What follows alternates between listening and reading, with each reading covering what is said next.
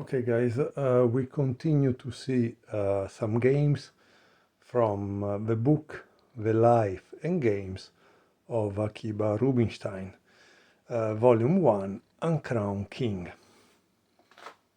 The book, like I said in the previous video, is made by a lot of history, tables, and a ton of games, because we are speaking of something like 492 games.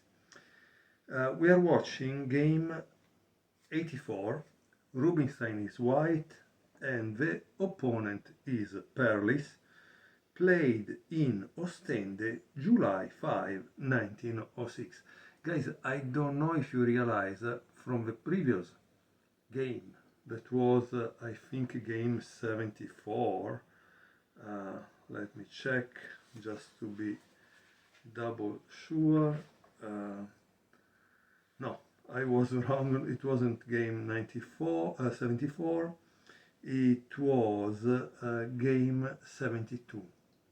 Game 72 was played in June 8. This game is July 3. July 5.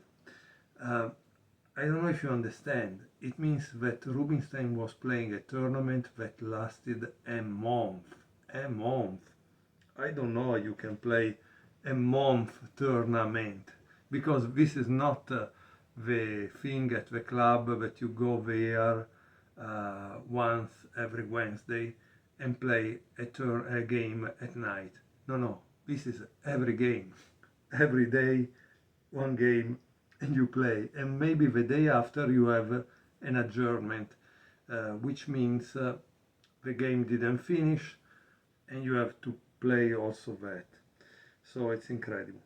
Here it says that the notes are by Lasker, from the Lasker Chess Magazine from 1906. The play of white is apparently simplicity itself, but there are several moves among the 22 made that betoken the instinct of a real master. So Rubinstein is white and Perlis black, okay? d4, d5, bishop f4, e6, e3, knight f6, knight f3, bishop d6. So this is a typical London system, right? Bishop g3, and here there is a dubious move, queen e7. Is preferable to play c5. Why? Because you need to put pressure on the center and you want to develop this behind this pawn. So you create more pressure. Instead, black played queen e7, knight bd2, knight bd7, and now there is knight e5. Here it says that if he plays bishop d3, immediately black will play e5, and this is good for black. So knight e5 was okay. Here black plays knight e4, and the comment is the object of this is not clear, as the resulting pawn position is unfavorable for black. Knight takes e4, d takes e4, queen d2, bishop takes e5,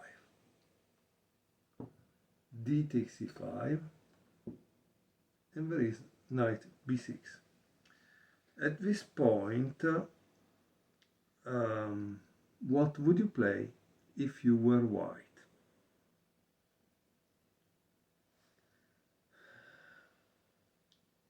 So white played bishop b5, and the comment is, such moves are either made by great masters or duffers. I don't know what is duffer. Here Rubinstein's powerful positional idea is that black must permit the entrance of the white pieces via the d6 square, as well as restrict his queen bishop. For example, if he plays c6, right, then this becomes a pawn. Or exchange a bishop whose retention is necessary to guard the weak pawn on e4. So here Lasker probably was saying that if you have this pawn, you need this bishop to try to protect it. But black played bishop d7. And after bishop d7, bishop takes d7, knight takes d7,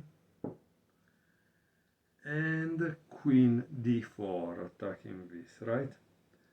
f5, e takes f6 en passant, knight takes f6, and again, what would you play if you were white? Because he has a great move. The move is queen a4 check.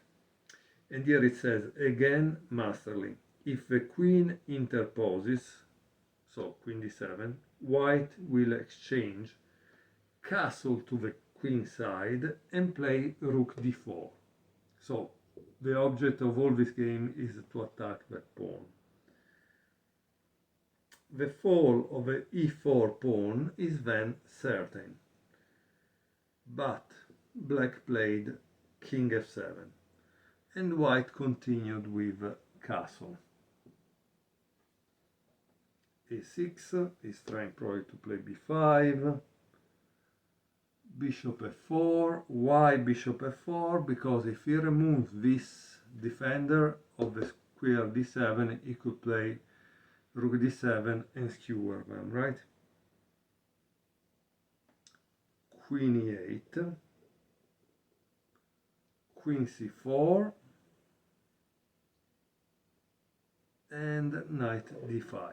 Of course, the knight was kind of pinned, so it was a problem. And here it says that the only way to avoid the loss of his pawn would have been to play queen c6, but then after the exchange he would have had really a bad pawn structure. So after knight d5, there is queen takes e4, queen c6, queen f3 check, and king g8. So this is out of the game. Practically black is playing with -5. e4, knight b4, and here there is the last move of the game, and I think you can find it by yourself, right? It shouldn't be difficult. What do you think white played here? He played queen b3, and black resigned. So the problem is probably this, that doesn't have really an escape, but one must be very careful about this, because if white is able to take it down, there is a big problem for the king, right? Okay, I hope you enjoyed this game. It was a quick one. It's also possible that some players, if they played there for a month, were kind of tired and destroyed. I know that when I went to play just for a week the Philadelphia Open, at the end I was tired and happy to go home, and it didn't last a month. So imagine that. Thank you very much.